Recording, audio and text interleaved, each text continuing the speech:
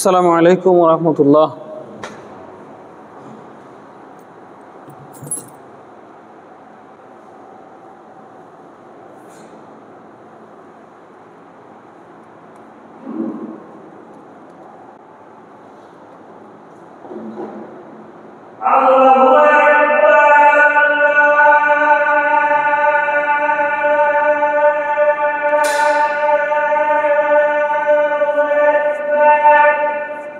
আল্লাহু আকবার, আল্লাহু আকবার।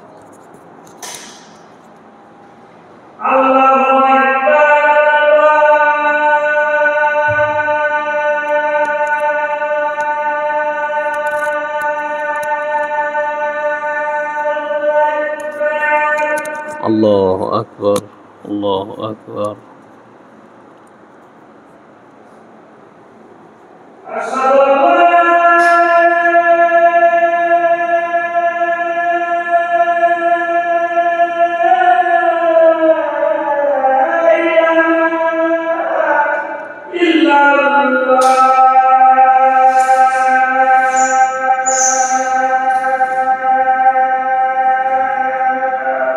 أشهد أن لا إله إلا الله.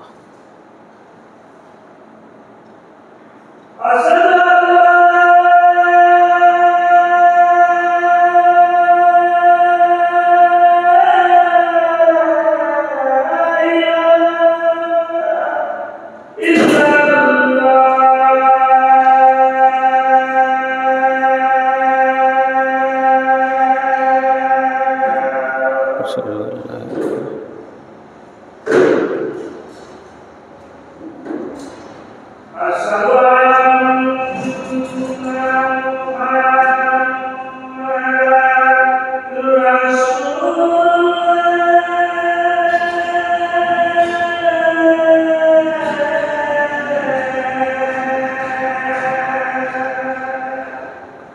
أشهد أن محمد رسول الله.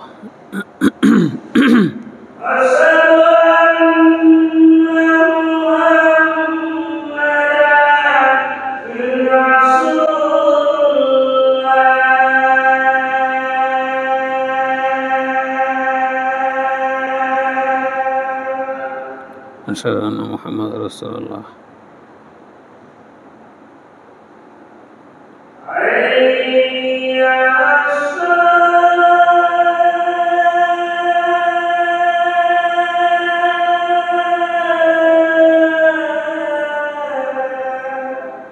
لا حول ولا قوة إلا بالله.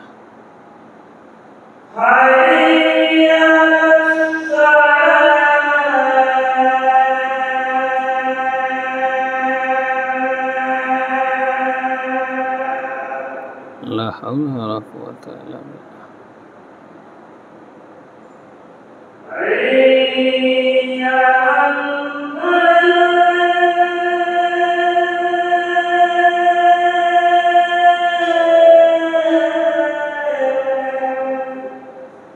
لا حول ولا قوة إلا بالله.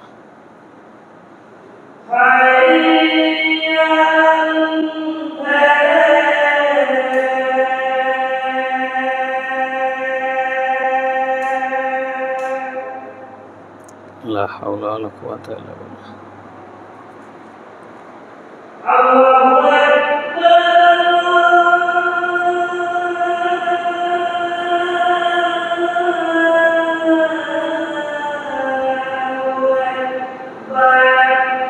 الله أكبر.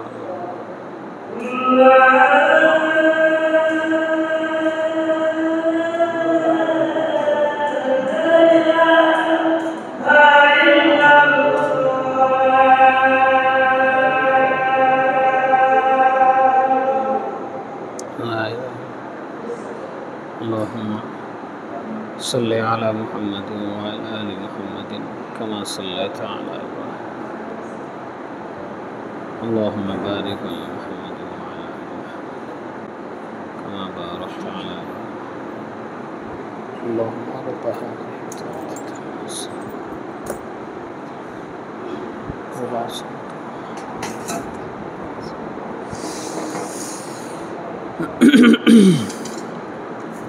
الحمد لله الحمد لله نحمده ونستعينه ونستغفره ونؤمن به ونتوكل عليه ونعوذ بالله من شرور أنفسنا ومن سيئات أعمالنا من يهده الله فلا مضل له ومن يضلله فلا هادي له ونشهد أن لا إله إلا الله وحده لا شريك له ونشهد أن محمدا عبده ورسوله أما بعد فإن خير الحديث كتاب الله وخير الهدى هدى محمد صلى الله عليه وسلم وشر الأمور محدثاتها وكل محدثة بدعة وكل بدعة ضلالة وكل ضلالة في النار فقد قال الله تعالى في كلامه المجيد بعد أعوذ بالله من الشيطان الرجيم يا أيها الذين آمنوا اتقوا الله حق تقاته ولا تموتن إلا وأنتم مسلمون يا أيها الناس اتقوا ربكم الذي خلقكم من نفس واحدة وخلق منها زوجها وبث منهما رجالا كثيرا ونساء واتقوا الله الذي تساءلون به والأرحام إن الله كان عليكم رقيبا يا أيها الذين آمنوا اتقوا الله وقولوا قولا سديدا يصلح لكم أعمالكم ويغفر لكم ذنوبكم ومن يطع الله ورسوله فقد فاز فوزا عظيما وقال تعالى أعوذ بالله من الشيطان الرجيم بسم الله الرحمن الرحيم قاف والقرآن المجيد بل عجبوا أن جاءهم منذر منهم فقال الكافرون هذا شيء عجيب أإذا متنا وكنا ترابا ذلك رجع بعيد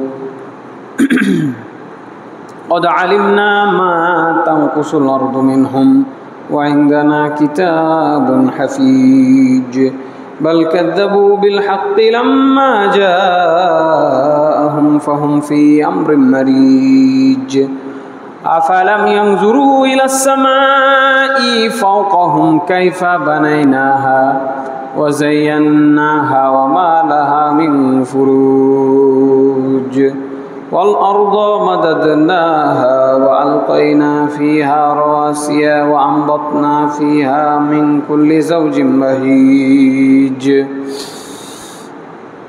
تبصرة وذكرى لكل عبد منيب ونزلنا من السماء ماء مباركا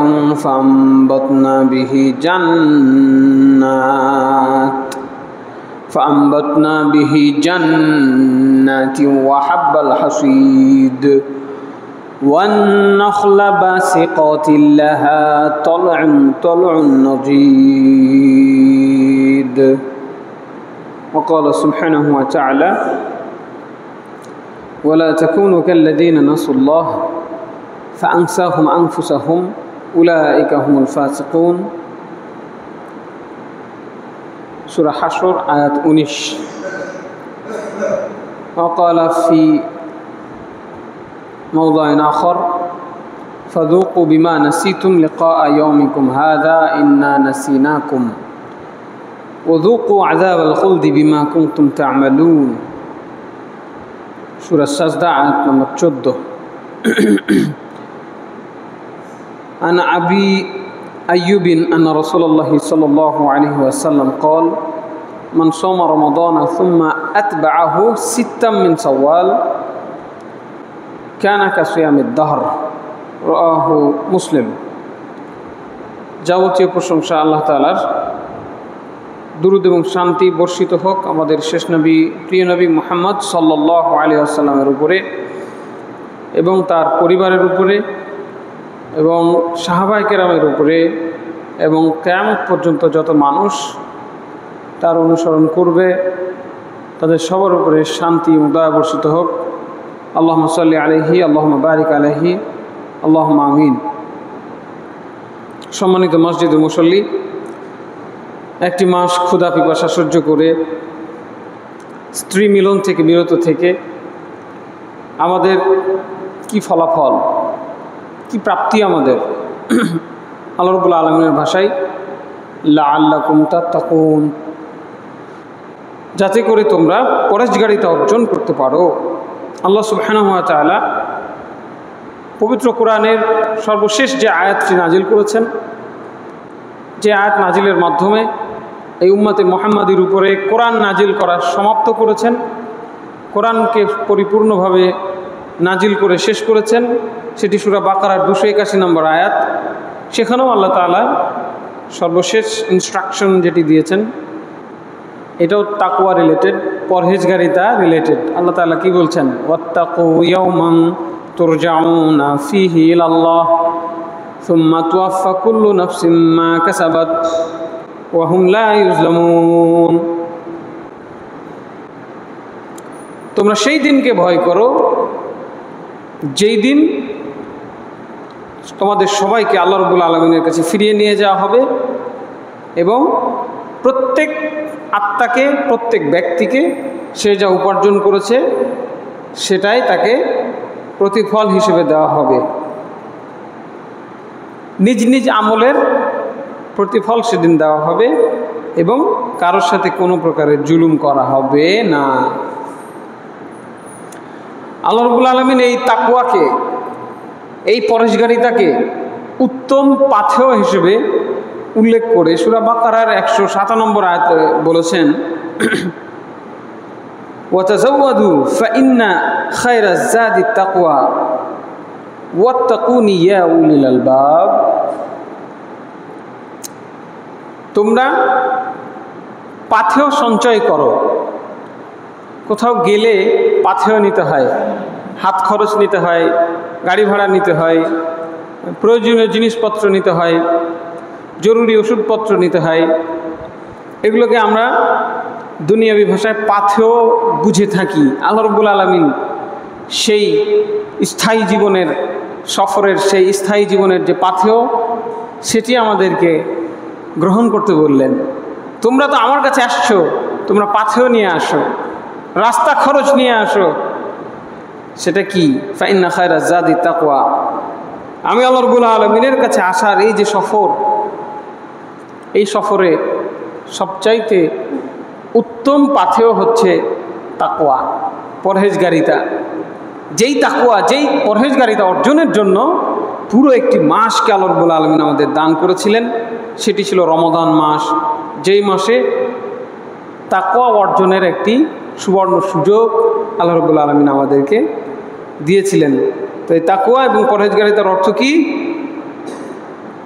সোজা কথায় এর অর্থ হলো আল্লাহ ভীতি, আল্লাহকে ভয় করে জীবনযাপন করা, আল্লাহর পুরস্কারের আশায় তার শাস্তির ভয়ে পদক্ষেপ ফেলা। পায়ে কাটা লাগবে বলে আমরা যেমন পায়ে জুতা পরি, খালি পায়ে যদি হাঁটতে বাধ্য হই তাহলে দেখে দেখে পথ চলি, দেখে দেখে পা ফেলি যাতে পায়ে কাটা না লাগে, ব্যথা না পাই। তেমনিভাবে আল্লাহ রাব্বুল আলামিনের শাস্তির ভয়ে যাবতীয় হারাম কাজ থেকে নিজেকে বিরত রাখার যে প্রচেষ্টা মানুষ করে থাকে, সেটি মূলত তাকওয়া বা পরহেজগারিতা। আর এই আল্লাহ ভীতি বাইরে থেকে দেখা যায় না, বরং বাইরে থেকে অনেককে তাকওয়াবান মনে হয়, পরহেজগার মনে হয়, ভেতরটা তার সম্পূর্ণ উল্টা হতে পারে। এইটাকে পরিমাপের কোনো যন্ত্র এখন পর্যন্ত আবিষ্কৃত হয়নি, যে কারণে এই তাকওয়া যার যার ব্যক্তিগত বিষয়। আমরা একে অন্যের তাকওয়া পরিমাপ না করে বরং সবাই নিজ নিজ তাকওয়াকে পরিমাণ করব। এই তাকওয়া দিয়ে আমি আল্লাহর কাছে বাঁচবো কি না। তাই তো রাসূল সাল্লাল্লাহু আলাইহি ওয়াসাল্লাম এই তাকওয়াকে অন্তরের বিষয় হিসেবে ঘোষণা করে বলেছেন, আত-তাকওয়া হা হুনা, আত-তাকওয়া হা হুনা, আত-তাকওয়া হা হুনা, ওয়া ইউশিরু ইলা সাদরিহি সালাসা মাররাহ। তাকওয়া আল্লাহ ভীতি এখানে, তাকওয়া আল্লাহ ভীতি এখানে, তাকওয়া আল্লাহ ভীতি এখানে, এইভাবে তিনি 3 বার তার নিজের বুকের দিকে ইশারা করলেন। তাকওয়া এখানে, এখানে মানে অন্তরের ভিতরে। সহিহ মুসলিম হাদিস নাম্বার 6706। সম্মানিত মুসল্লি ভাই বোন, তাকওয়ার মধ্যে গোটা ইসলাম রয়েছে। তাকওয়াবিহীন কোনো মানুষের ইসলাম টিকতে পারে না। আল্লাহ রাব্বুল আলামিন আমাদেরকে মুত্তাকি পরহেজগার হওয়ার তৌফিক দান করেন, আল্লাহুম্মা আমিন। রমাদানের এই উপহারকে বাকি 11টি মাস নিজেদের জীবনে ধারণ করার তৌফিক দান করেন, আল্লাহুম্মা আমিন। সারাটি বছর মুত্তাকি পরহেজগার হিসেবে জীবনযাপন করে এই দুনিয়া থেকে বিদায় নেওয়ার তৌফিক দান করেন, আল্লাহুম্মা আমিন। সম্মানিত মুসল্লিবৃন্দ, এই পুরো মাসটাই আমাদের জন্য একটা উপহার ছিল। আল্লাহ ভীতি অর্জনের মাস হিসেবে যা আল্লাহ রাব্বুল আলামিন স্পেশালি খাস করেছিলেন, জানি না কে কতটুকু সেই উপহারকে আমরা মূল্যায়ন করতে পেরেছি, জানি না কে কতটুকু আমরা তাকওয়া অর্জন করতে পেরেছি। যিনি আমাদের মালিক, যিনি আমাদের খালেক, যিনি আমাদের সৃষ্টি করেছেন, যিনি আমাদের লালন পালন করছেন, যিনি অন্তরের খবর জানেন, তিনি অলরেডি আমাদের তালিকাভুক্ত করে নিয়েছেন। আমরা কি কতটুকু তাকওয়া অর্জন করেছি তিনি আমাদের আমলনামায় সেটি অলরেডি লিখে দিয়েছেন। আল্লাহ রাব্বুল আলামিন আমাদের এই তাকওয়ার বদৌলতে আল্লাহ যেন আমাদেরকে ক্ষমা করে দেন, আল্লাহুম্মা আমিন।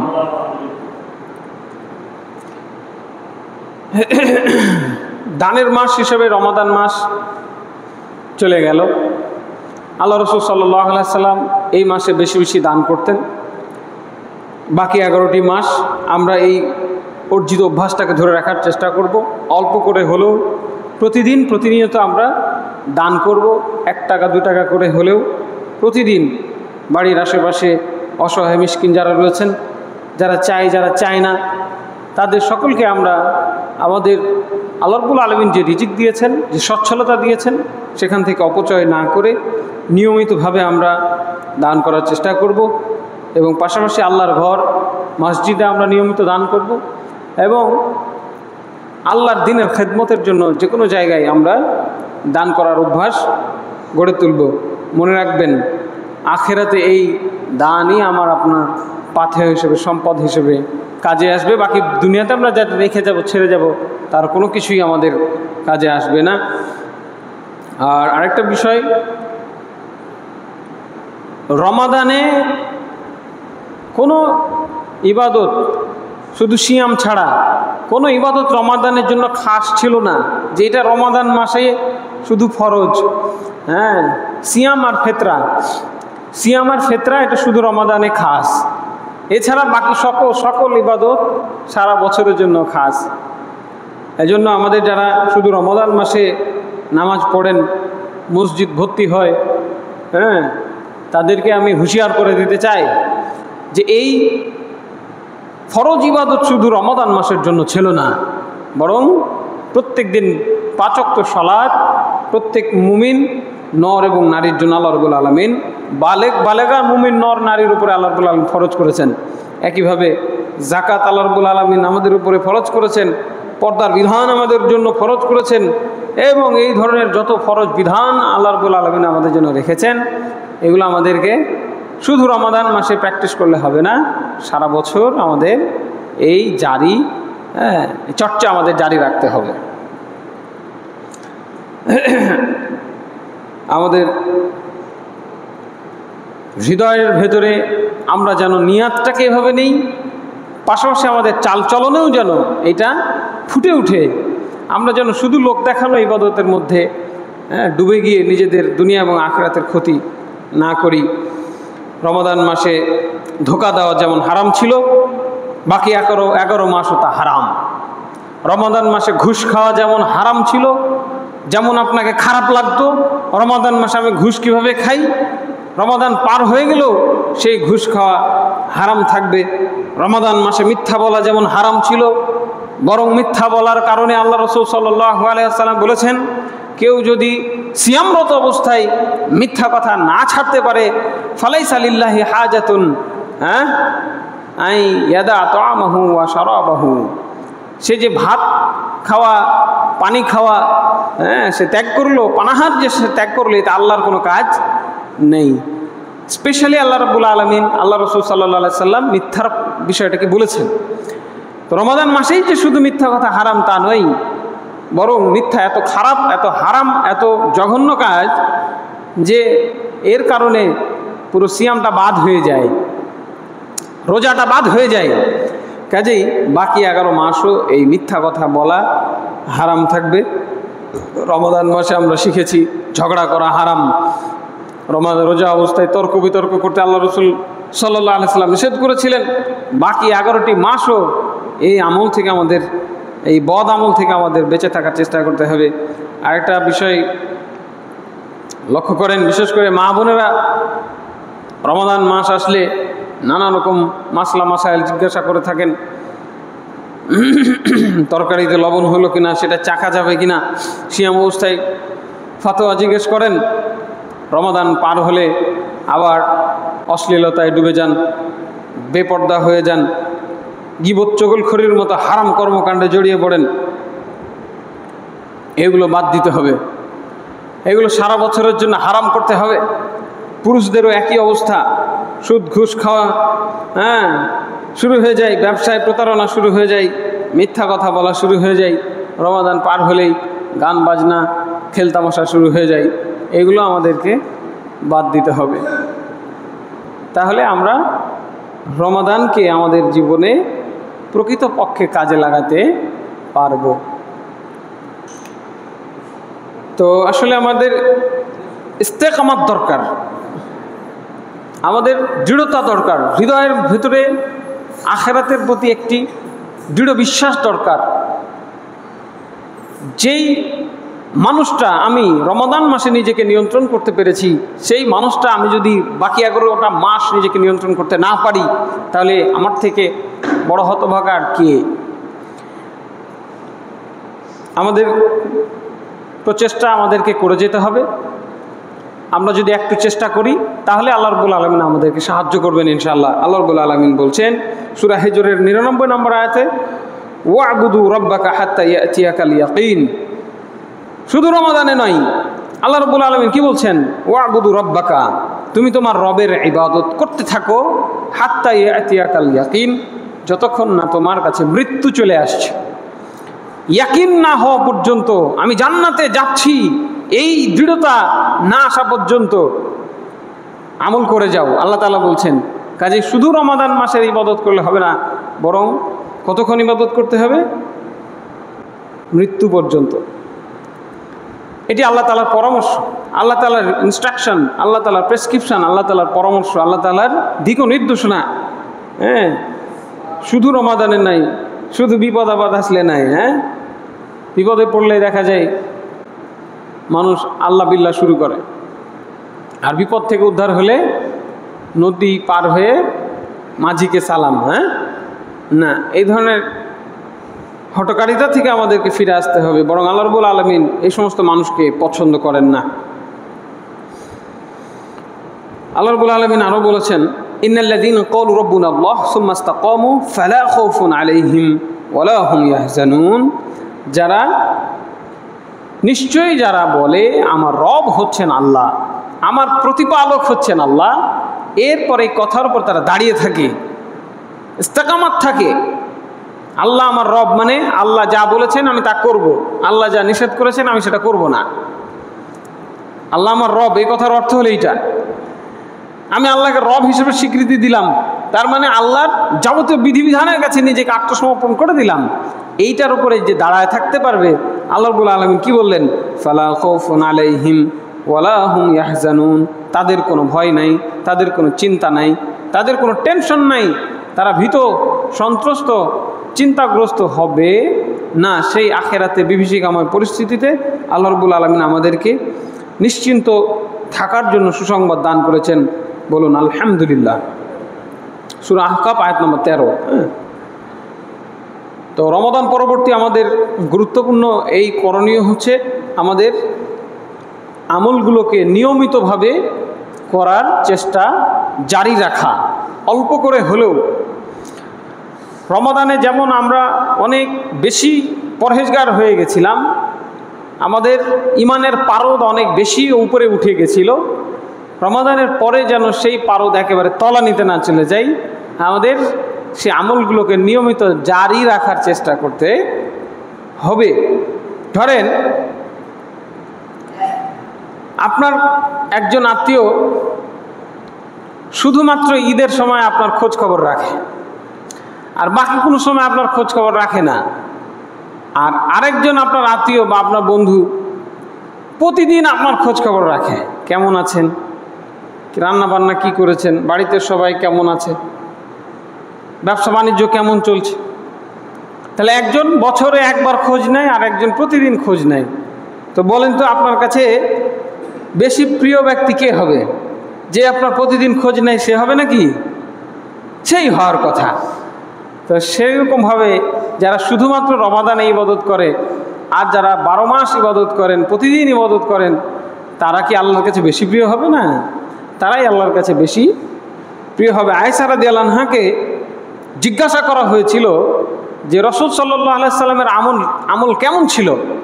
তখন তিনি বলেছিলেন যে কানা আমালুহু দীমাতান, তার আমলগুলো ছিল স্থায়ী, চলমান। আমল করতে করতে বাদ দিয়ে দিতেন এরকম তিনি করতেন না, বরং যা করতেন অল্প হলেও সেটা তিনি কি করতেন? কন্টিনিউয়াসলি নিয়মিত করার চেষ্টা করতেন। রাসূল সাল্লাল্লাহু আলাইহি ওয়াসাল্লামও বলেছেন, ইয়া আইয়ুহান নাস আলাইকুম মিনাল আমালি মা তুতিকুন, হে মানব সকল, তোমরা নিয়মিত আমল করতে থাকো, চলমান আমল করতে থাকো। যখন তোমরা আমল করবে সেটা কন্টিনিউয়াসলি করবে। ফাইনাল্লাহা লা ইয়ামাল্লু হাত্তা তামাল্লু, আল্লাহ তাআলা নেকি দিতে ক্লান্ত হন না যতক্ষণ না তোমরা ক্লান্ত হয়ে যাও। আপনি কত আমল করতে পারবেন, আল্লাহ ততই আপনাকে নেকি দিতে থাকবেন। নেকি দিতে দিতে আল্লাহ তাআলার কোনো ক্লান্তি আসে না। আমরা হতভাগা, আমরা বিষয়টি বুঝি না, বরং কবরে যাওয়ার পরেই আমরা হয়তো সেই আফসোস করব, হাই আমি যদি আরেকটু সুবহানাল্লাহ, আলহামদুলিল্লাহ, আল্লাহু আকবার, তাসবিহ তাহলিলগুলো আমরা পাঠ করতাম, এমনি বসেছিলাম খামাখা গল্প গুজব করেছি, মানে এর ফাঁকে ফাঁকে যদি সুবহানাল্লাহ, আলহামদুলিল্লাহ, আল্লাহু আকবার, লা ইলাহা ইল্লাল্লাহু ওয়াহদাহু লা শারীকা লাহু লাহুল মুলকু ওয়া লাহুল হামদু ওয়া হুয়া আলা কুল্লি শাইইন কাদির ইত্যাদি যে জিকির আজকারগুলো আছে এগুলো করতাম, তো কতই না নেকির পাল্লা আমার কি হতো, ভারী হতো না। কাজেই আমরা চেষ্টা করব। আর এই রমাদানের পরে আরও একটা গুরুত্বপূর্ণ আমল রয়েছে, সেটি হচ্ছে শাওয়াল মাসের 6টি সিয়াম। রাসূল সাল্লাল্লাহু আলাইহি ওয়াসাল্লাম বলেছেন, মান সামা রমাদানা সুম্মা আতবাআহু সিত্তাম মিন শাওয়াল কানা কাসিয়ামিদ দাহর, যে ব্যক্তি রমাদানের সিয়াম পালন করার পরে আরও 6টি সিয়াম শাওয়াল মাসে রাখবে, সে যেন সারা বছর সিয়াম পালন করলো। সুবহানাল্লাহ। এমন কেউ কি আছেন যিনি প্রত্যেক দিন সিয়াম রাখতে পারবেন, সারা বছর সিয়াম রাখতে পারবেন? না, সুযোগ সুবিধার ব্যাপার আছে, সুস্থতা অসুস্থতার ব্যাপার আছে, এবং শরীয়ত এটাকে অ্যালাউ করে না। কোনো মানুষ প্রতিদিন রোজা থাকবেন এটি শরীয়ত অ্যালাউ করে না, বরং আমাদেরকে বাদ দিয়ে সিয়াম রাখতে হবে। আল্লাহ রাসূল সাল্লাল্লাহু আলাইহি ওয়াসাল্লাম মাসে 3টা করে রোজা রাখার পরামর্শ দিয়েছেন।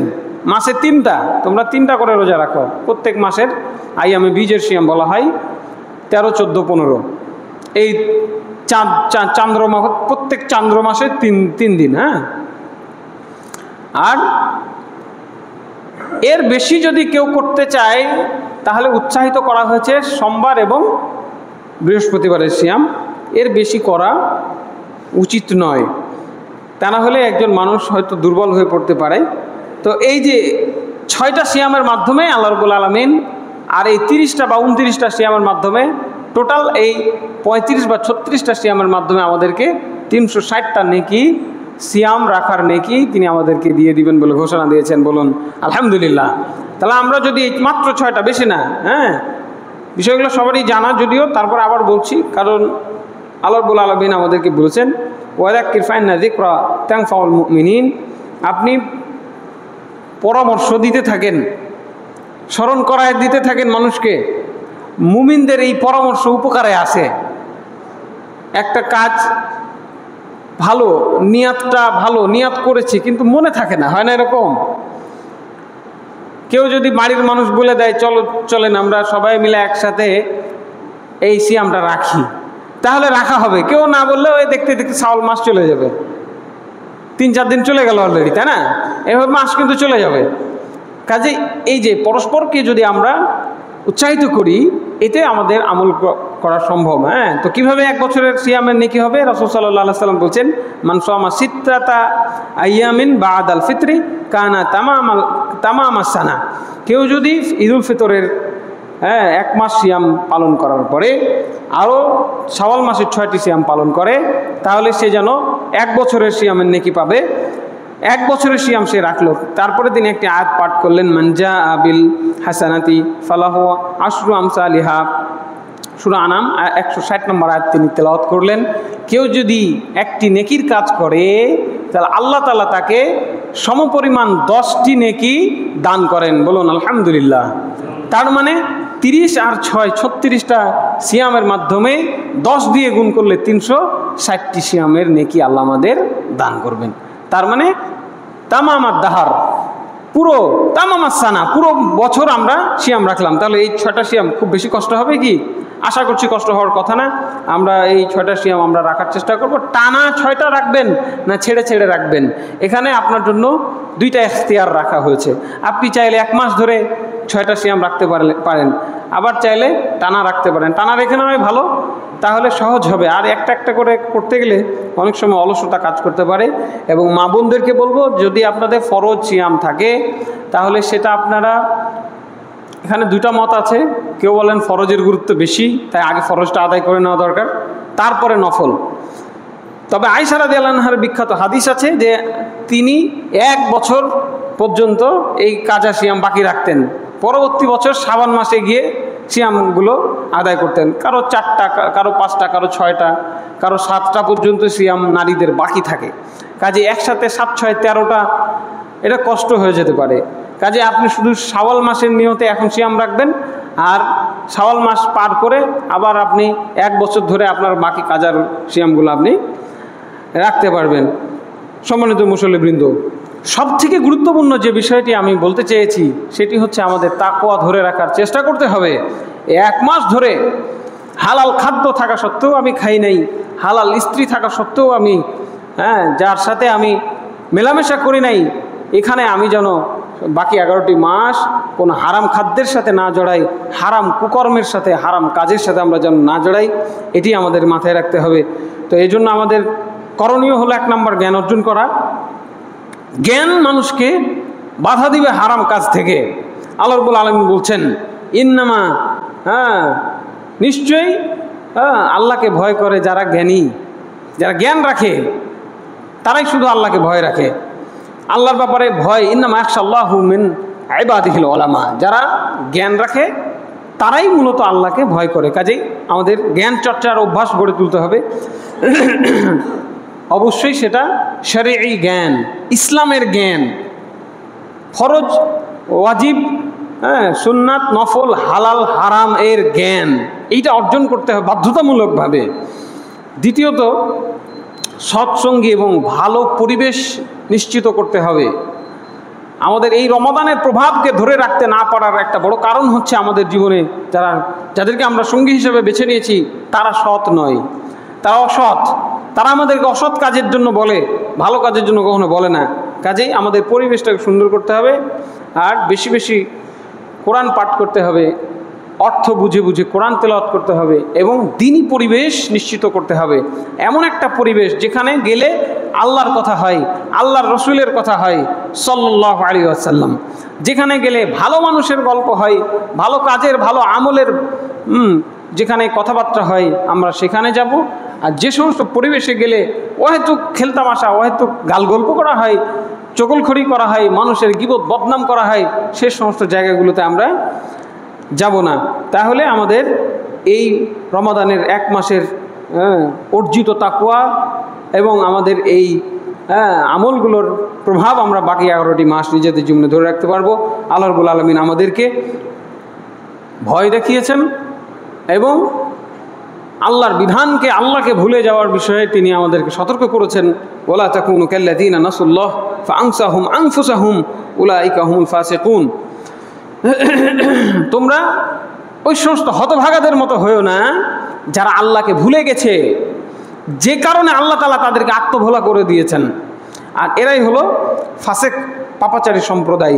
অর্থাৎ রমাদানে আল্লাহকে স্মরণ করলাম, আল্লাহ বিল্লাহ করলাম, দান খয়রাত করলাম, সিয়াম রাখলাম, কিয়াম করলাম, তারাবি তাহাজ্জুদ পড়লাম, সবই করলাম, রমাদান শেষ আর আমাদের সকল ইবাদত বন্দেগী সবই শেষ।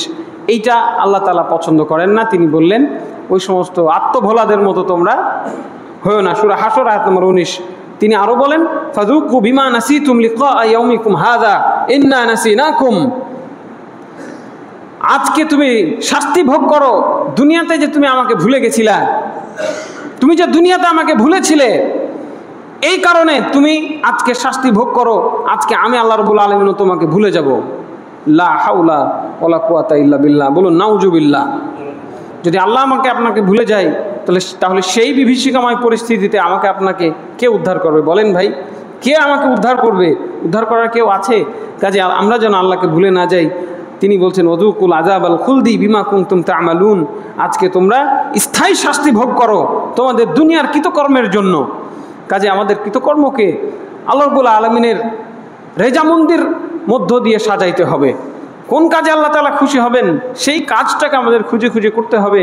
এই অস্থায়ী জীবনের ধোকায় পড়ে আমরা যদি আল্লাহকে নারাজ করে ফেলি, আল্লাহকে ভুলে যাই, আল্লাহর শাস্তিকে ভুলে যাই, আল্লাহ রাব্বুল আলামিন সেদিন আমাদেরকে ভুলে যাবেন। আল্লাহ রাব্বুল আলামিন আমাদেরকে বুঝার তৌফিক দান করেন, আল্লাহুম্মা আমিন। এবং আল্লাহর স্মরণে রাত দিন অতিবাহিত করার তৌফিক দান করেন, আল্লাহুম্মা আমিন। পরিশেষে রমাদানের প্রভাব আমরা কীভাবে ধরে রাখতে পারি সে বিষয়ে আমি আপনাদেরকে কিছু পরামর্শ দিতে চাই। প্রভাব আগে বুঝতে হবে। রমাদানের প্রভাব বলতে কি বুঝায়? রমাদান মূলত তাকওয়া অর্জনের মাস ছিল। অর্থাৎ তাকওয়া ধরে রাখা মানে রমাদানের প্রভাব নিজেদের জীবনে ধরে রাখা। ওমর ইবনে আব্দুল আজিজ রহমতুল্লাহ আলাইহি তিনি বলেছেন যে লাইসা তাকওয়াল্লাহি বি সিয়ামিন নাহারি ওয়ালা কিয়ামিল লাইল। ভালো করে শুনুন, দিনের বেলা রোজা থাকা আর রাতের বেলা তারাবি তাহাজ্জুদ পড়া এটার নাম তাকওয়া নয়। লাআল্লাকুম তাত্তাকুন, যাতে তোমরা তাকওয়াবান হতে পারো, পরহেজগার হতে পারো। এই পরহেজগারই তার বাহ্যিক নিদর্শন হিসেবে আমরা দিনের বেলা না খেয়ে থাকলাম আর রাতের বেলা আল্লাহকে খুশি করার জন্য তারাবি পড়লাম, তাহাজ্জুদ পড়লাম, এটি তাকওয়া নাই। বরং ওয়ালাকিন তাকওয়াল্লাহি তারকু মা হারামাল্লাহু ওয়া দাউ মা আফরাদাল্লাহ। বরং তাকওয়া হচ্ছে আল্লাহ যা হারাম করেছেন সেটা ছেড়ে দেওয়া আর যেটা ফরজ করেছেন সেটা যথাযথভাবে আদায় করা। তাহলে একজন মুসলমানের উপরে কালেমার স্বীকৃতি দানের পরে সর্বপ্রথম ফরজ কাজ হলো 5 ওয়াক্ত নামাজ পড়া নিয়মিতভাবে। যদি রমাদান মাসে দেখবেন মসজিদে জায়গা দেওয়া যায় না, মসজিদ বড় করতে হয়। রমাদান পার হলে সেই মসজিদে আবার মুসল্লি খুঁজে পাওয়া যায় না। আবার যদি মুসল্লি এক ওয়াক্তে থাকে তো আরেক ওয়াক্তে থাকে না। এইভাবে অনিয়মিত মুসল্লি হলে হবে না, বরং প্রত্যেক দিন 5 ওয়াক্ত ফরজ নামাজ আমাদেরকে আদায় করতে হবে টাইম টু টাইম। আল্লাহ রাব্বুল আলামিন আমাদের সেই তৌফিক দান করেন, আল্লাহুম্মা আমিন। এরপরে রমাদান মাসে ইবাদত যে আমাদের কবুল হয়েছে কিনা এর একটা বড় আলামত হচ্ছে যে আমি রমাদানের পরেও ওই ইবাদতগুলোকে কন্টিনিউয়াস করতে পারছি কিনা। রমাদানে আমি যেরকম ভালো মানুষ ছিলাম, সৎ মানুষ ছিলাম, রমাদানের পরেও সেই রকম সততা, সেই রকম ন্যায়নিষ্ঠতার সাথে আমি জীবনযাপন করতে পারছি কিনা। রমাদান মাসে ঘুষ খেলাম না, রমাদান পরে পার হয়ে যদি আমি ঘুষ খাই নির্লজ্জের মতো, বেহার মতো, আল্লাহ তাআলা বলছেন ওয়ালা তাকুলু আমওয়ালাকুম বাইনাকুম বিল বাতিল, একে অন্যের সম্পদ অন্যায়ভাবে গ্রাস করো না। হ্যাঁ, ওই ফাইল সিগনেচার করে দিয়ে টাকা খেয়ে নিলেন, মনে করলেন ভালো কাজ করলাম, যে দিচ্ছে সেও খুশি মনে দিচ্ছে, যে খাচ্ছে সেও খুশি মনে খাচ্ছে, যে দিতে পারলো সেও খুশি যে যাক আমি পেরেছি, অন্যের হক মেরে দিতে পারলাম ঘুষ দেওয়ার মাধ্যমে।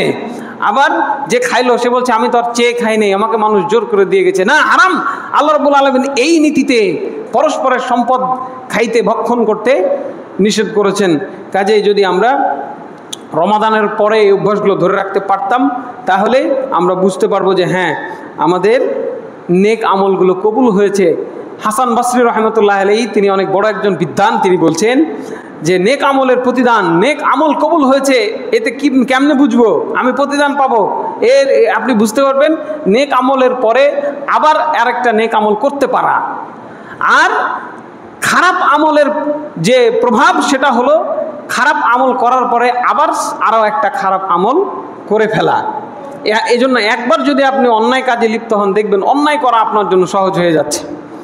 আর যদি আপনি সত্যিকার মুত্তাকি পরহেজগার হন, আপনার দ্বারা কোনো অন্যায় হয়ে গেলে এত খারাপ লাগবে, শরীরের ভেতরে খারাপ অনুভূত হবে, ছি ছি ছি আমার দ্বারা এই অন্যায় কাজটি হয়ে গেল, আমি এই অপরাধটা করে ফেললাম, হ্যাঁ আল্লাহ আপনি আমাকে মাফ করে দেন, আমি আর কখনো এই ধরনের কাজ করব না।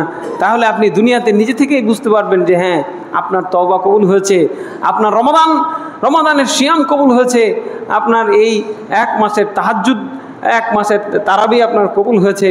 যতগুলো